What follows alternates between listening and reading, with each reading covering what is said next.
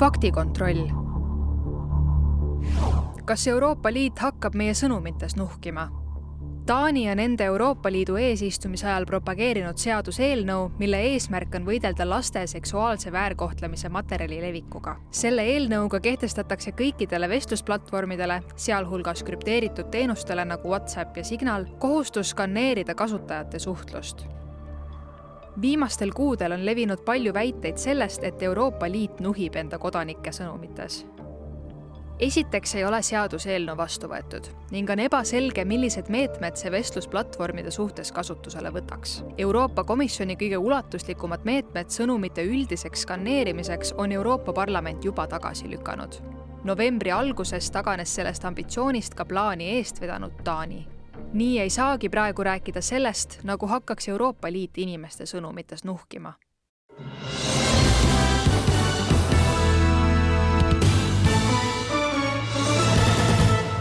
Tere, hea Delfi vaataja ja kuulaja siit Strasbourgist, kus jõuluturg on juba avatud, aga jõulurahust on asi kaugel. Ursula von der Leyen ütles siin Euroopa Parlamendis eile jälle, et õige pea saab näha külmutatud varade plaani Euroopa Komisjonilt, mis on topanud juba mõnda aega.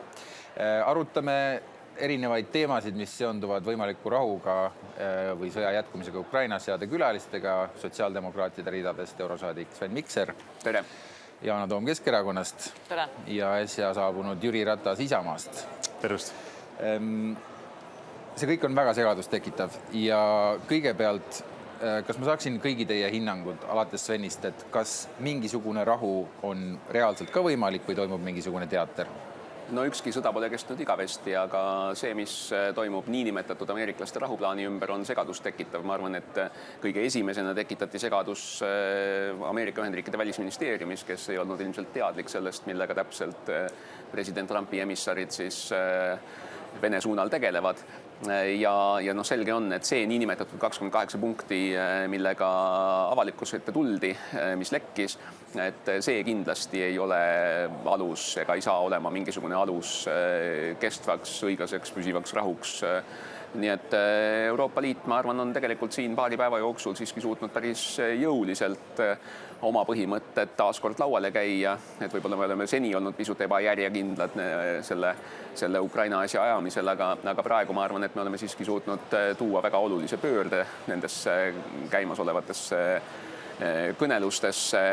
Ja eks me kõik loodame, et nad viivad rahuni, aga nad peavad viima rahuni siis nii-öelda Ukraina tingimustel, ilma et ohverdataks Ukraina suveräänsus, territoriaalne terviklikkus, ilma et antaks amnestia kõigile sõjakurjategijatele või inimsuse vastaseid kuritegusid toime pannutele, ilma et nii-öelda Ukrainast tehtaks mingisugune piiratud suveräänsusega poolenisti Vene kontrolli all olev riik pärast rahu jõustumist.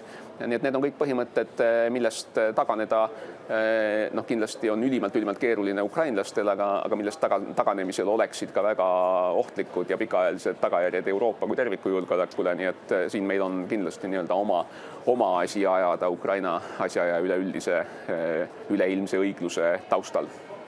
Yana Toom, kas ukrainlastel on lootust jõulurahule? Ma arvan, et jõulurahule ei ole. Ma arvan, et ei ole. Ma tahaksin väga olla Sveniga nõus, aga ma Sveniga nõus ei ole. Selles mõttes ma olen palju pessimistlikum.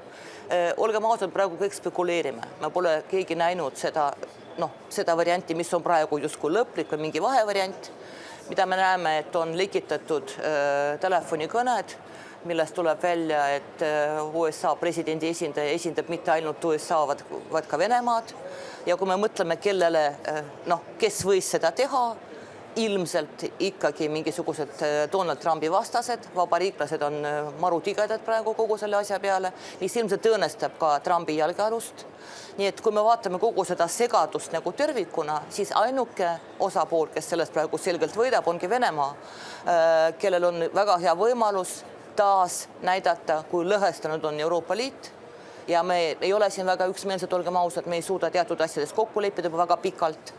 Ja mis saab sellest plaanist muudetud kujul, seda praegu keegi ei tea, aga et jõuludeks saabub mingisugune rahu, no seda ei juhtu.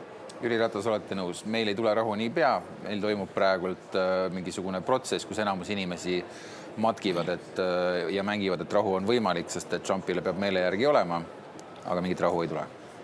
No ma arvan, et Euroopa on öelnud üsna tugevalt välja, et selle Trumpi meele järgi ei olda tegelikult või USA meele järgi ja on toodud ju selgelt välja, et see esimene plaan, millest ka Sven rääkis, et see on nagu Euroopa jaoks absurdne.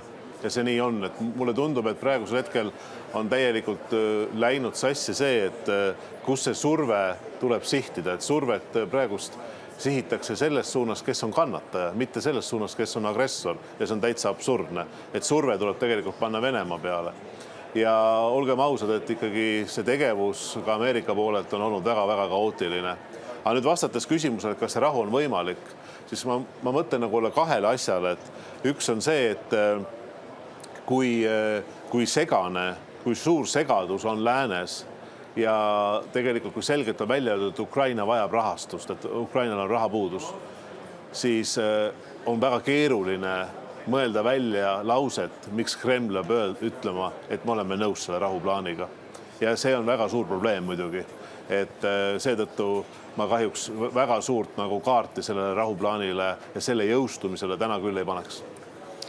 Sven, te ütlesite, kasutasite mõistet rahu Ukraina tingimustel. Putin ütleb sellele lihtsalt ei. Kindlasti ütleb Putin sellele täna ei ja samamoodi Ukraina ütleb ei oma suveräänsusest loobumisele, ütleb ei oma territooriumidest loobumisele. Aga tegelikult, kui me vaatame natukene jällegi Ukrainast veel laiemalt, et siis see põhimõte, et territooriumi omandamine sõjalise jõu kasutamisega ei ole aktsepteeritav, see on üks täna kehtiva maailma korra rahvusvahelise õiguse aluspõhimõtteid. Et kui nüüd sellele läbi sõrmede vaadata Ukraina juhtumil, siis kindlasti julgustab diktaatoreid igal pool pidama väikesi võidukaid sõdu selleks, et laiendada oma kontrolli all olevat territooriumi. Ja kindlasti ei loo see mingisugust alust Ukraina turvalisusele tulevikus, aga me teame ju, et Venemaa ambitsioon, Putini ambitsioon ei piirdu kaugeltki ainult Ukrainaga. Nii et ses mõttes see rahu peab tulema Ukraina tingimustel ja see rahu on võimalik siis, kui Venemaa on oluliselt nõrgenenud. Ja kuigi ütleme kaardi peale vaadates Venemaa on siin viimastel kuudel ja nädalatel ju mõnevõrra, kuigi üsna mõõdukal moel edenenud, et siis tegelikult ei ole Venemaa ressursid kaugeltki piiramatud, kuigi ta on Ukrainast märkimisväärselt suurem. Ja ma usun, et tegelikult see, miks Venemaa praegu on püüdnud mängida ja ameeriklased on paraku sellele kaasa aidanud sellist rahuinglit, et see tuleneb pigemini Venemaa nõrkusest. See tuleneb sellest, et tegelikult need sanktsioonid, mille teravik on siin viimasel ajal ka suunatud muuhulgas varilaevastikule, annavad teatud tulemusi, et Venemaa tegelikult väga pelgab neid täiendavaid võimalikke Ameerika Ühendriikide poolseid sanktsioone oma energiahiidude vastu. Et kindlasti üks eesmärke on tähelepanu kõrvale juhtida ja nagu Jana õigesti ütles, et siin mis on loonud selleks tegelikult erakordselt soodsa võimaluse on see, et Ameerika presidendi eriesindaja, kes peaks nõustama Ameerika presidenti, kuidas läheneda Putinile selleks, et saada võimalikult head tingimused Ameerikale, on tegelikult võtnud täpselt vastupidise rolli ja on asunud nõustama Venemaa presidenti, kuidas saada võimalikult head tingimused Venemaa jaoks. Nii et kui Trump täna siin üritab näiteks minna senaator Kelly ja teiste demokraatidest kongressmenide vastu mingisuguse reetmise ja Ameerika huvidele vastutöötamise süüdistusega, siis ta peaks tegelikult vaatama hoopis lähemale. Jüri, mis me saame veel teha siin Euroopas just? Ma arvan, et kõige lühidamalt tuleb öelda, et sõjakurjategijat ei saa kuidagi premeerida. Ei saa kuidagi premeerida võimaluse eest, et sõjakurjategija saab öelda, kui suur saab olla teise riigi armee või missugune on teise riigi territoorium, et selliseid asjadega ei saa Euroopa nõustuda.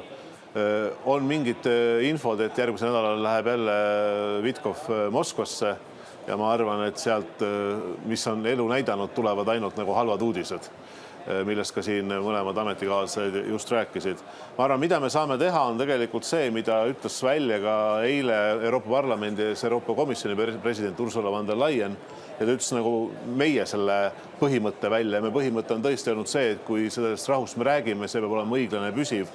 Ja Euroopa ei ole mitte mingil juhul nõus, et jõuga, agressiooniga saab täna Euroopas riike tükeldada, riigipiire muuta.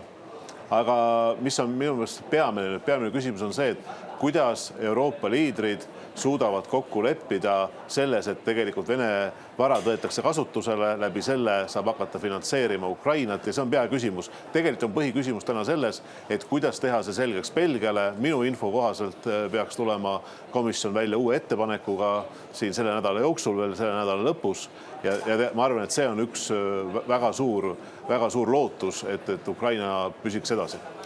Ja Belgia saab, ma annan sõna Yana Toomile, Belgia saab vaielda vastu konkreetsele ettepanekule. Miks selle ettepanekuga nii neetult kaua aega on läinud? Miks Euroopa Komisjonis siiamaani seda tulnud ei ole? Nüüd me kuuleme jälle homme, ülehomme. Euroopa Komisjonil ei ole selleks nagu jõuõlga ja ma ei tea, ma usun, et võib-olla tulebki Euroopa Komisjon välja mingi ideega, aga tegelikult riikide juhid hakkavad seda asja arutama 18. detsembril, kuhu on veel 3 nädalat või nii, on ju? Et me ei kiirusta, ma ütlen niimoodi. Samas me teame, et seda on ka rehkendatud, ka Euroopa Komisjoni on seda kinnitanud, seda arvu, et selleks, et nii-öelda hakata vastu Venemaa agressioonile aastatel 2026-2027, kui see jätkub. Ukrainal oleks vaja 136 miljardit eurot. Meil on 210 miljardit eurot justkui. Raha justkui on, aga me ei suuda sellele kokkuleppele tulla ja ma ei näe nagu põhjust, ma ei ole üldse optimistlik, et see juhtub. Seal on laual nagu 3 varianti, kas mingisugune ühislaen või siis riigid panustavad või siis me võtame laenu, andes tagatiseks need samad külmutatud varad, aga siin Belgia on vastu ja samas, miks ma ütlesin alguses, et kogu see protsess on tegelikult kasulik ainult Venemaale, lihtsalt sellepärast, et selles turbulentses olukorras me näeme, kuidas meil siin ja seal tekivad üna tugevamalt esile parempoolsed jõud, kes võidavad valimisi Euroopa liikmesriikides ja sellega tegelikult me õõnestame kogu seda konstruktsiooni väga tugevalt. Nii et mida pikem see protsess venib, seda halvem meile. Nii et siin, kui Jüri räägib sellest, et vabada Jüri, ma ei taha nagu sind torkida, aga see on siin väga selline levinud lause. Me oleme tugevalt välja öelnud. Selleks, et midagi tugevalt välja öelda, peab olema nagu tugev mingisugune tagala, mida meil paraku ei ole. Ja see on fakt, nagu et meie tugev ütlemine on kõva häälega ütlemine, aga tegelikult konsensusi ei ole. Ma olen osaliselt nõus ja osaliselt vaidleks Janale ka vastu, et ma arvan, et tõsi on see loomulikult, et Kremlis loodetakse, et Euroopa fragmenteerub, et nii-öelda poliitilised protsessid, mis demokraatlikes riikides ikka aeg-ajalt kulmineeruvad valimistega, et nad toovad rohkemates Euroopa riikides võimule euroskeptilised või ka otseselt venemeelsed jõud. See on kahtlemata Kremli lootus. Teisest küljest ma arvan, et me ei peaks ka nagu hädaldama ja rääkima sellest, et Euroopa on kohutavalt nõrk ja kõik, mis toimub, toob Venemaale väga suurt kasu. Venemaa on selle oma niinimetatud erilise sõjalise operatsiooniga tegelikult jõudnud ka üsna keerulisse seisu, üsna keerulisse tupikusse. Kahtlemata autokraatsel, totalitaarsel režiimil ei ole vaja niivõrd igapäevaselt ja eriti valimiseelsel perioodil arvestada avaliku arvamusega, kui on demokraatlikes riikides. Aga see ei tähenda, et Venemaa horisont oleks kuidagi pilvitu, et Venemaal oleks nii-öelda kohe-kohe ees mingisugune väga suur murranguline edu Ukrainas. See sõda võib jätkuda Euroopa toel, Ameerika toel või ka ilma selleta päris pikka aega, ilma et Venemaa saavutaks oma eesmärke sõjaväljal. Et kindlasti Venemaa seetõttu üritab neid eesmärke saavutada muul teel ja praegu õnnetuseks tundub et Ameerika Ühendriikide president ja tema administratsioon ja tema lähikondsed tunnevad millegipärast suuremat sümpaatiat agressori vastu kui agressiooni ohvri vastu, et see kindlasti paneb ka meid natukene keerulisemasse olukorda. Euroopal on olemas see ressurss ja ma olen täiesti nõus Jüriga, et me peame jätkuvalt hoidma survet, et saada lahti sellest plokist, mis on külmutatud varade kasutamise ees. Aga lisaks sellele loomulikult peavad ka Euroopa riigid tegema lahti oma rahakotid. Et see natukene on ka nii-öelda apelleerimine ainult nendele külmutatud varadele, aga juhib tähelepanu kõrvale sellelt, et väga paljud suured Euroopa riigid tegelikult panustavad palju-palju vähem, kui nad võiksid ja suudaksid nii Ukraina sõjalisele kui ka majanduslikule toetamisele. Jüri, kes te olete nõus, saaks hakkama ka Ameerikata? Rahalises mõttes Euroopa kindlasti saab hakkama. Küsimus on selles, et seda tahet, seda asja pole piisavalt. Et ma sellega nagu ei ole nõus, mida Yana ütleb, et võib-olla ma mõistsin ka valesti, aga et Euroopa paneb ainult suuri sõnu lauale. Et ikkagi Euroopa toel on Ukraina olnud üleval varsti juba 4 aastat ja see tugi on olnud Ukrainale väga oluline. Aga tõsi on see, et see tugi on olnud sageli liiga aeglane. Mõnikord on see võtnud aega reageerida mingitele asjadele pool aastat, aasta ja ka see rahaline tugi, millest just Sven rääkis, et tegelikult liikmesriigid ei ole nõus, eriti suured liikmesriigid piisavalt panustama. Kui me näeme, et väike riik Taani Euroopa mõttes panustab väga suuresti või ka Eesti oma SKP-st, siis seda mitte ei tee piisavalt, ei Prantsusmaa, Itaalia. Nii palju ma küll ütlen, et Jana viitas sellele ülemkogu kokkutulekule, et loomulikult seda oodatakse, aga ma olen täiesti veendunud, et kui leitakse see poliitiline nagu tasakaal nende riikide vahel, siis olles ise seal olnud, riigijuhid tulevad kokku tundidega täna, et see ei ole nagu mingi küsimus, aga tõsi on see, kas see leitakse. Nii palju ma tahan veel lõpetuseks öelda, et tegelikult ikkagi Euroopa selles suures segasummas huvilas on tegelikult käitunud, ma arvan, praegusel hetkel üsna jõuliselt. Ühelt poolt töötab see kolmikkoalitsioon, mis on britid, prantslased, sakslased, teiselt poolt saab kokku tahtekoalitsioon, kus Eesti on samuti laua taga ja seda tehakse koos Ukraina presidendiga. Et ma arvan, selles mõttes Euroopa on astunud üsna tugevaid samme, mitte ainult sõnades, mitte ainult diplomaatias, vaid reaalselt ka tegudes. Jana, Ukrainas on praegu suur korruptsiooniskandaal. Kuidas see Ukraina positsiooni mõjutab? No ega ta hästi ei mõjuta muidugi Ukraina positsioone ja seda kasutavad ära kõik, kes on suuremal või vähemal määral skeptilised. Ja seda on kuulda, aga no me oleme seda vaidlust juba pidanud umbes samas koosseisus, pole ime ka, sest meil on teatavasti piiratud eurosaadikute arv. Et valitsused ikkagi vastavad inimeste nõudlustele ja kui tulevad sellised korruptsiooni asjad välja, siis alati nagu maksumaksjal on õigus küsida, kuulge, miks me seda teeme? Nad ju varastavad, nagu viivad kõik laiali. Samas siin ma olen Jüriga nõus, et Euroopa on teinud väga palju, aga lihtsalt me oleme väga piiratud omas võimekuses ja ega meie liitlased tegelikult ei ole. Sest praegu, kui ma lugesin, ma ei mäleta, kus kohas ma lugesin, et praegu läheb Moskvasse see sõja või ta on kaitse- või sõjaminister Triskol on ju, et seal 2 ööpäeva töötada selle lepingu teksti kallal. Aseminister, vabandust. Aga see on ju seesama inimene, kes ütles selgelt Ukrainale välja, et neil pole mõtet üldse vastu punnida, sest ega nemad seda sõda ju ei võida. Et kui selline läbirääkija tuleb nagu väga ju selge, mis suunas asjad liiguvad ja samas meie sidemed ja meie suhted USA-ga ei piirdu ju Ukraina küsimusega. Meil on ka vastastikused majanduslikud huvid, meil on miljon muud asja. Nii et me peame siin väga nagu, me kogu aeg peame balansseerima siin ääre peal, mis ei tee üldse nagu asja lihtsamaks. Ja ma pean nüüd tsiteerima seda, mida ma ütlesin eile, jälle samas koosseisus, vabandust, aga info on info. Et tsiteerisin Hispaania peaminister Sanchezit, kes ütles, et me ei pea panustama nii palju raha ja B, me ei pea üldse olema hambuni relvastatud, me peame olema rahvusvahelise õiguse garant, mis on tänapäeval täielik soovmõtlemine, aga see on väga suur Euroopa Liidu liikmesriik. Nad pole sellised ainukesed. Nii et tahtekoalitsioon on ainus võimalus kuidagi liikuda edasi, aga selles suunas nii jõulist liikumist, nagu siin parlamendis räägitakse, mina küll ei täheldanud. Me teeme kiire lõpuringi.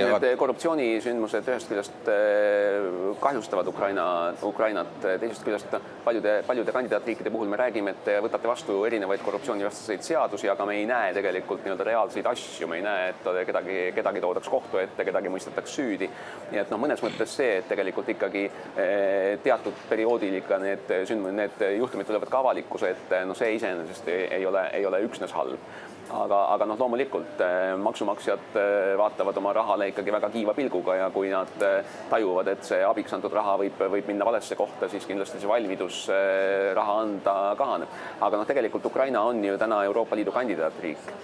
Ja kui võib-olla see protsess ei edene ka nii kiiresti, kui meie tahaksime näha nii meie poolsetel põhjustel kui ka Ukraina poolsetel põhjustel, et siis ometigi toimub tegelikult järk-järguline Ukrainaga integreerimine ju Euroopa Liidu erinevatesse struktuuridesse ja ka ühisturu erinevatesse aspektidesse või osadesse. Ja näiteks kaitsevaldkonnas see kaitsetööstuse integratsioon on siiski täitsa märkimisväärne, et me oleme Ukrainale andnud juurdepääsu väga mitmetele õige värsketele ja uutele Euroopa ühistele kaitseinstrumentidele, et Ukraina tegelikult saab ka sealt teatud kasu ja abi, et seda sõda pidada, aga teisest küljest, kuna suure sõjalise konflikti tingimustes kaitsealase innovatsiooni tsükkel muutub väga lühikeseks, et see innovatsioon on palju kiirem, kui ta on võib-olla rahuaegses Euroopas, et siis ka meie omalt poolt õpime ukrainlastelt väga palju uudsete sõjapidamise aspektide, esmajoones droonisõja kohta, aga mitte ainult ka droonisõja kohta. Jana ja siis Jüri, kui me oleme nüüd 4 nädala pärast uuesti siin plenaaril ja teeme saadet, kuhu me selleks hetkeks jõudnud oleme selle protsessiga? Kuulge, ma ei ole selgeltnägija, Edgar, nagu ausalt. Siin on kohvipaksu vaja. Ma ei hakka spekuleerima, sest täna me oleme tegelikult infosulus. Me ju ei tea, mis tegelikult toimub. Pole need tekste näinud. Kuskil midagi lekib, kui adekvaatne see leke on. Mis on väga selge, mingit jõulurahu ei tule.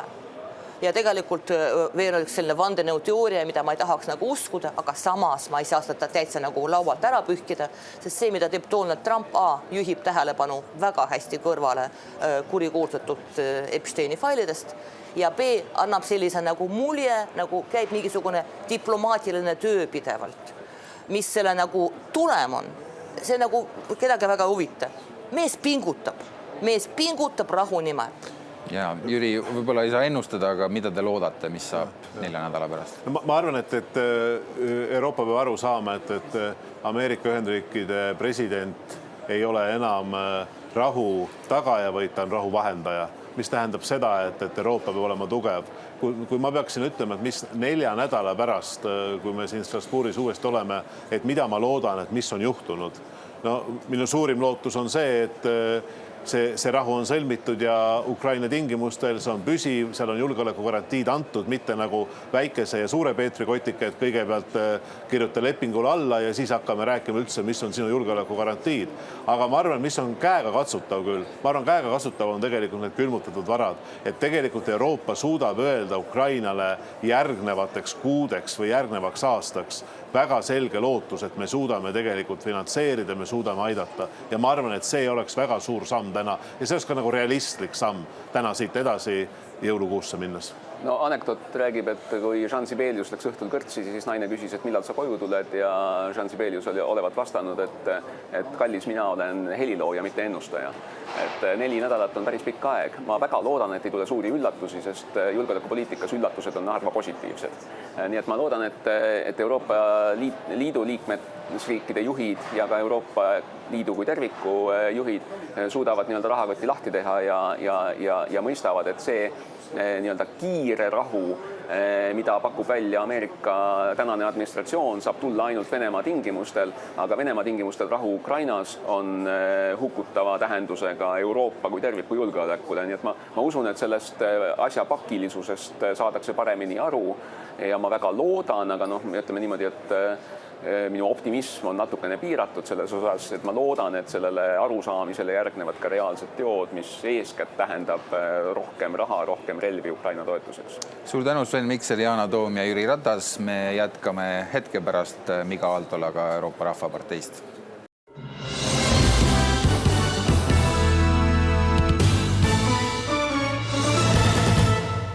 Welcome. Well, pleasure. It's good to be here.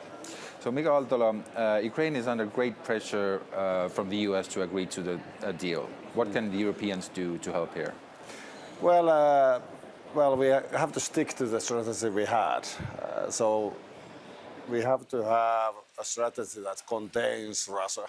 So if you give them something, then they will be rewarded and they will demand more. That's what the Russians usually do. So they keep pushing their sword until it collides with something hard. And we have to deliver that hard part. And we have been a little bit lazy. 19 packages of sanctions. We should have started with one single package that would have included all of those 19 elements. So we have been lazy.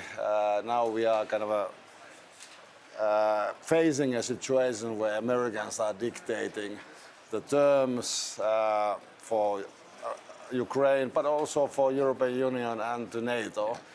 And Russians are not agreeing with those terms at all. So I would say that we have to take initiative. So, for example, expanding the airspace defense into Ukrainian territory. If there's missiles coming into our direction, well, we react to that. Taking initiatives, I, as a politician, I have been going to Ukraine multiple times during the war, but we still haven't had, for example, military trainers going there, military observers going there. There's no electricians sent from European countries there. Why is that? Why there's no initiative? Why we think that escalation control is the only workable tactic in here? We lack strategy. We are doing our utmost to pay respect to Trump and his administration's weakness is our weakness as well. Initiative, that's the clear thing that we should take. Make movements on the map that Russians have to take into considerations. Now we are just yielding way for their aggression. I'm wondering, where does this laziness and fatigue come from? For example, when it comes to Russia's frozen assets, they would be of great help to Ukraine. Why is it still stalled? When can we finally expect a breakthrough? Well, Americans have been negative on that issue for several months already. Russians know that, so in the Russian negotiation tactic that was included, and part of the complicated profits goes to actually the US now in the kind of the Russian Fed peace proposal, the 28-point peace proposal. So they are creating confusion. US is a bit against that, and then of course Belgium is feeling threatened. So we have to find a common perspective, and I think it is at the end about money. And finding support. There's no court that Russia can take Belgium to. So the risk of Belgium actually having to pay that money to Russia is close to zero. But there's a bit of a risk, so they need some assurances from others. Perhaps Japan, Norway, European countries can chip in to reassure Belgium on that issue. So, and then we have to also remember that the European institutions, like the Parliament, we are pumping quite a lot of money into Belgium. So, there's they have to understand that this has to be a mutually beneficial relationship between EU, the funding that comes from EU, and then the decisions taken by Belgium.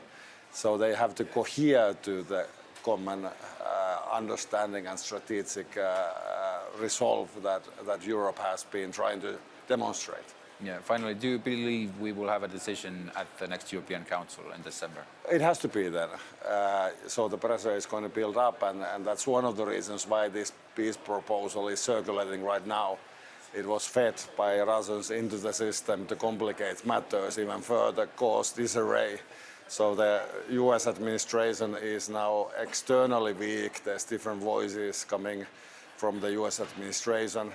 And that leads into weakness in Europe, because on the one hand, we have to support Ukraine. Everybody understands that. That's a strategic level geopolitical decision that we have taken. But on the other hand, we clearly see that US is drifting further away from us. And we are trying to kind of micromanage decline of transatlantic relations simultaneously when we are trying to face Russia. So for Europeans who are not accustomed to geopolitics, this is kind of a difficult dilemma, and it's easier to kind of close your eyes and think that bad things will disappear instead of confronting them head on and strategically taking initiative on these matters. Europeans haven't experienced war for decades and decades. Now we are facing that perspective, and that's of course creating then hesitations. It's leading to escalation management. It's leading to ideas that perhaps we should open up negotiation channels to Moscow. You cannot open those up because Russians only want to negotiate with Americans, because they know that that's the workable rude and Europe doesn't have anything to offer. We would have things to offer if we would be leading and taking initiative. Then Russia would have to face a situation where they have, it is in their interest to negotiate their way out from Ukraine. Iga Valdola, thank you very much. Thank you. Selline oli seekordne Delfi erisaade Strasbourgist, mis valmis koostöös Euroopa Parlamendiga. Kuulmiseni ja vaatamiseni järgmisel korral.